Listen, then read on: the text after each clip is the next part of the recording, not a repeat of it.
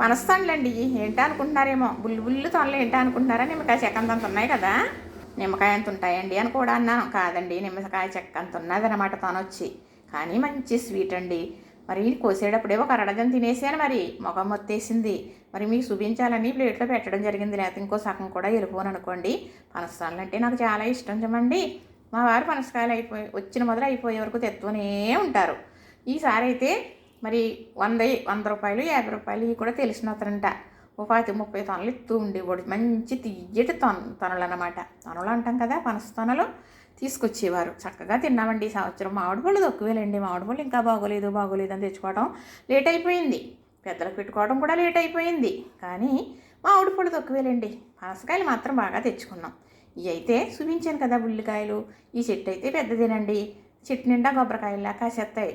కొబ్బరికాయలాగే రాలిపోతాయి. అప్పుడు మాత్రమే ఏరుకుని పట్టుకెళ్తారు అందరూ. ఒకసారి కోసుకుని తింటే ఈ చిన్న తొనలైనా కానీ కొద్దిగా వచ్చినా కానీ మంచి స్వీట్ ఉంటుంది కాబట్టి ఇప్పుడన్నా పడితే ఎవరు తెలిసిన వారు ఇడిచిపెట్టరులేండి. తెలియని వాళ్ళు అనుకోండి, ఇంతగా కాయలు ఏముంటాయి అనుకుంటారు చిన్నది కాబట్టి. అలాగా ఉంటుందండి. నాకు తెలిసిన వాళ్ళు చెట్టుకి దగ్గరలో ఉన్నారు. నాకు ఇష్టమని చెప్పి సరదాగా తీసుకొచ్చింది.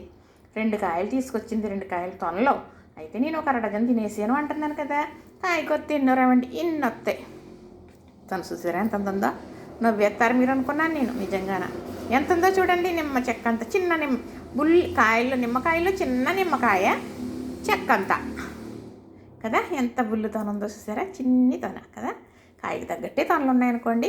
మరి ఒక అరడజన్ తింటే మొహం వచ్చేస్తుంది చూడండి. చాలా స్వీట్ ఉన్నాయి, చాలా బాగున్నాయి. కానీ మరి కాయలు చూస్తే ఎలా ఉన్నాయి కదా, తొనలు చూస్తే అంత బాగుంది. మరి పనసకాయకి ఒక పేరు కూడా ఉందండి. తండ్రి గజ్జి గజ్జి, తల్లి పీసి పీసి, బిడ్డలు రత్నాలు, మనవలు బెమ్మరాళ్ళు. పైన గజ్జి గజ్జిగా ఉంటుంది, లోపల పీసు ఉంటుంది కదా.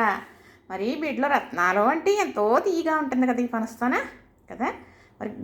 మరి మనవలు బెమ్మరాళ్ళు అంటే గింజ, అదేనండి దాని అర్థం. తండ్రి గజ్జి గజ్జి, తల్లి పీసి పీసి, బిడ్డలు రత్నాలు, మనవలు బెమ్మరాళ్ళు. బెమ్మరాళ్ళు అంటే గింజలో, బిడ్డల రత్నాలు అంటే తొనలో, పీసి పీసి అంటే తల్లి పీసి పీసి, తండ్రి గజ్జి గజ్జి అంటే పైన. పనసకాయని అంత బాగా వర్ణించి పెద్దలు పొడుపు కథ చెప్పమనేవారు అనమాట. ఇంటి వెనకాల గొడ్డును కొత్తే ఇల్లంతా వాసన అని కూడా అనేవారు. ఇప్పుడు ఈ బుల్లికాయలే కోసాను నేను. మరి మంచి గుమ్మగుమ్మా వాసన వచ్చేస్తుందండి.